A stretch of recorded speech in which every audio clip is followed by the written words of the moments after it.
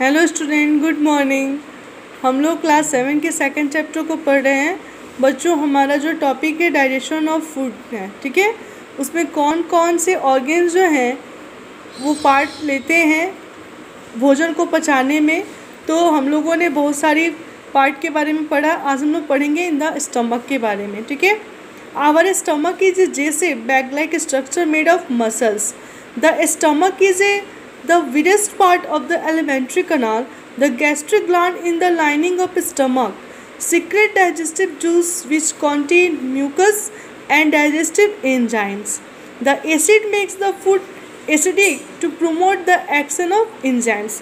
मैं बच्चों इसको समझा रही हूँ, आप लोगों को अच्छे से ध्यान से समझिएगा। यहाँ पे आपका दिया भी हुआ है फिगर, ठीक है ना, स्टमक का कि movement of food through oesophagus into the stomach, यानी ऑसोफेगस से होते हुए कैसे भोजन जो है वो स्टमक में आता है, ठीक है ना। तो उसके बारे में मैं आप लोगों को बताऊंगी। अभी मैंने इंग्लिश में इसको पढ़ा, अब मैं इसको हिंदी में एक्सप्लेन करूंगी कि बच्चों जो सबसे पहले तो जान लेंगे कि स्टमक को हिंदी में क्या कहते हैं। तो स्टमक को हिंदी में बच्चों अमाशय कहते हैं। क्या कहते हैं बच्चों? अमाशय कहते हैं। ये जो अमाशय होती है ये मोटी भित्ति वाली एक थैली नुमा संरचना होती है। कैसी होती है बच्चों? तो मोटी भित्ति वाली एक थैली नुमा संरचना होती है और यह चपटी होती है। कैसी होती है? चपटी होती है। और यहाँ देख रहे हैं बच्चों आप कि स्टमक इज जे शेप्ड। किसकी तरह होती है? जे शेप की होती है। जैसे आप फिगर में यहाँ पे देख रहे हैं ना, कैसे है, ऐसे हम जे बनाते हैं, उस जे के शेप में ये होती है। और ये क्या करती है बच्चों? ये आहार नाल का सबसे चौड़ा भाग होता है।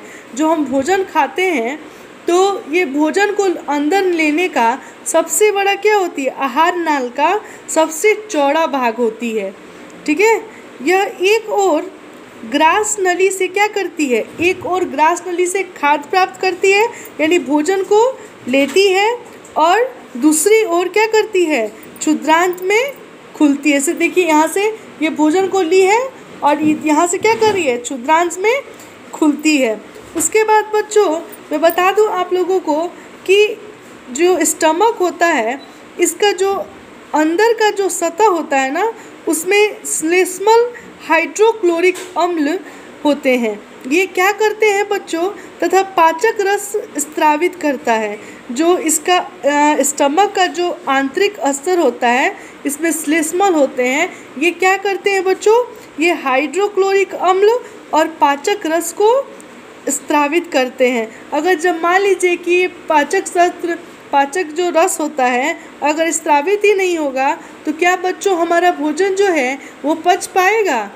हमारे शरीर को एनर्जी मिल पाएगी? नहीं मिल पाएगी।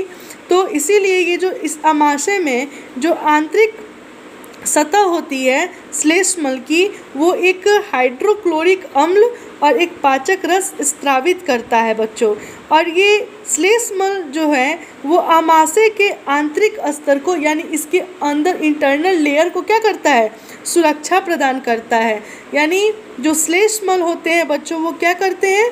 वो हमारे स्टमक के लेयर को सुरक्षित करते हैं। जैसे हम लोग देखते हैं बच्चों, हम लोगों का ही बॉडी ले लीजिए, जैसे हम अभी अपने हाथों को दिखा रहे हैं, ठीक है। तो यहाँ आप देखेंगे हमारे हाथों को कि ये जो स्किन है, ये स्किन क्या करता है बच्चों? हमारे इंटरनल पार्ट को सुरक्षित करता है। जैसे हमारा मान लीजिए कि स्कल यानी खोपड़ी, आप देखते हैं ना, खोपड़ी है, तो खोपड़ी के ऊपर क्या है? हमारा बाल वगैरह है, स्किन वगैरह है ना। तो वो क्या करते हैं? उसको प्रोवाइड करते हैं, उसको सुरक्षा प्रदान करते हैं।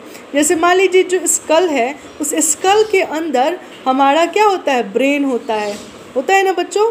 तो वो स्कल क्या करता है? ब्रेन तो बहुत ही एकदम सॉफ्ट होता है ना। तो वो स्कल जो होती है वो हमारे ब्रेन को सुरक्षा प्रदान करती है। तो उसी तरह से बच्चों जो श्लेष्मल होती है हमारे स्टमक के अंदर, वो क्या करती है? उसको सुरक्षा प्रदान करती है। इसमें देखिए बच्चों, इसमें जो भोजन, इसमें क्या होता है बच्चों कि अम्ल अनेक ऐसे जीवाणुओं को नष्ट करता है, जैसे जो हाइड्रोक्लोरिक अम्ल होते हैं, ये ऐसे जीवाणुओं को नष्ट करते हैं जो भोजन के साथ वहाँ तक नहीं पहुँचते हैं, यानी जो भोजन नहीं पहुँच पाता है उसको क्या कर देते हैं, वो नष्ट कर देते हैं।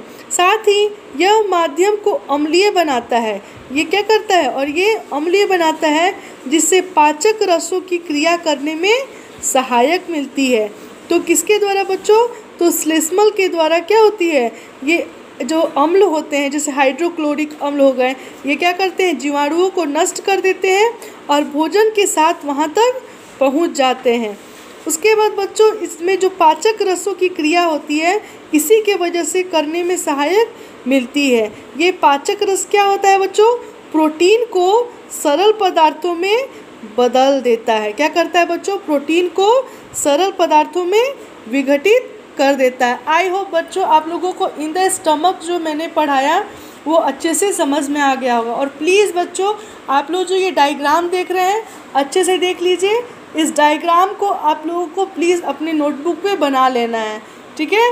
और इस स्टमक जो टॉपिक है और मैंने जो प्रीवियस जो टॉपिक जितनी भी पढ़ाई है उस सारी टॉपिक को आप लोग प्लीज़ अपनी नोटबुक पे बना लीजिएगा और प्लीज़ आप लोग अच्छे से पढ़ाई करिए, ठीक है।